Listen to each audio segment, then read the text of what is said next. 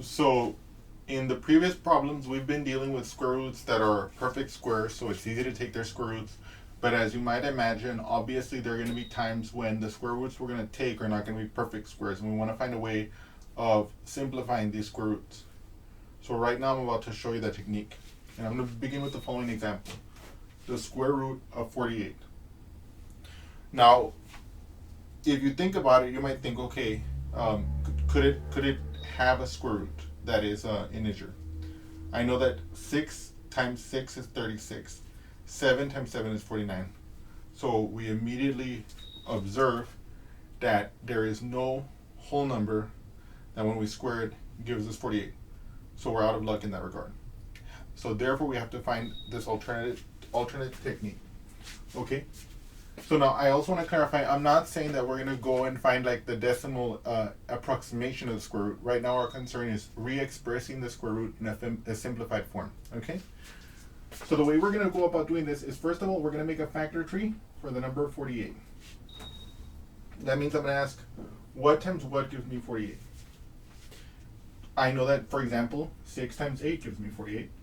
I know that 6 can be written as a product of 2 times 3. And I know that 8 can be written as 2 times 4. And finally, that 4 can be written as 2 times 2. So all of these numbers that are on the bottom of this tree are going to be our factors, our prime factors of 48.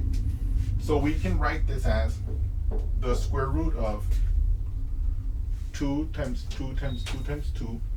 So 4 2's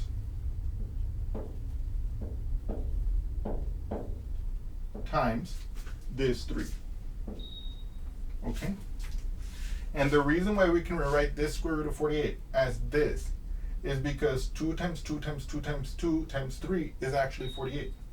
So in fact, I'm replacing 48 with the same number, but just written in factored form. Now, here's the way that square roots work. For every pair of numbers that are the same on the inside, I can pull out 1 to the outside. So let me show you what I'm talking about here. Here, for this pair of 2's, I can pull out 1 2 on the outside. For this pair of 2's, I can pull out 1 2 on the outside. And then this 3 is unpaired, it's by itself, and there's nothing else inside.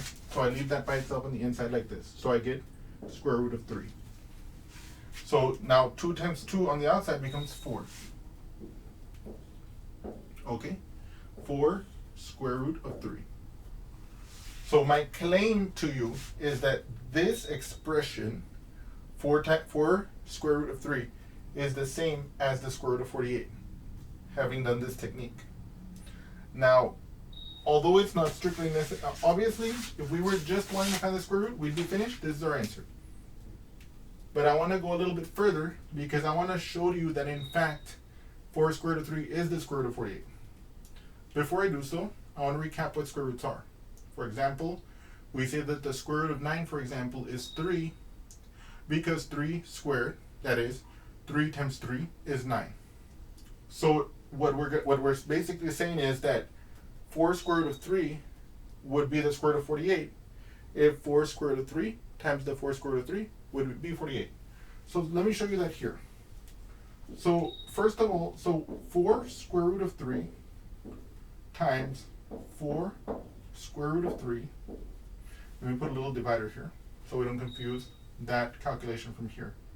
Well, so I can rewrite this as 4 square root of 3 times, and I can just interchange these, right? So square root of 3 times 4. Now, by the way, the reason I can interchange that is because multiplication in the real numbers is commutative. That is to say, for example, if you have 2 times 3, that's the same as 3 times 2. So that's what I did here. And then multiplication is associative.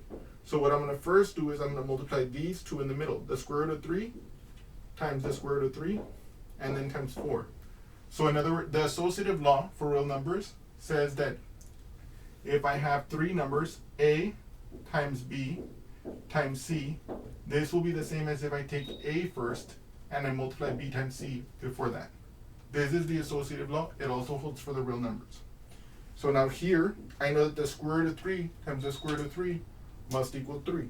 So I have 4 times 3 times 4, and then I can multiply it from the left. 4 times 3 is 12 times 4, and then finally 12 times 4, I can do that over here. Okay, 4 times 2 is 8, 4 times 1 is 4, so I can indeed see that when I multiply 4 square root of 3 times 4 square root of 3, I do get 48, confirming in fact that it is in fact the square root of 48. Okay? Yes. And we can just erase this real quick here. Okay. So now I also want to point out something else about this calculation. Now yes, I kind of went into a huge rigmarole here showing this in explicit detail as I did. You don't have to go through this explicit detail, but I just want to go through all these details just to be a little bit complete. Okay? And also, like, I want to always remind you, like, whenever I use a property, what property I'm using, so you can kind of start to get a feel for where these rules, like the commutative law, associative law, where they come into play. Thank you.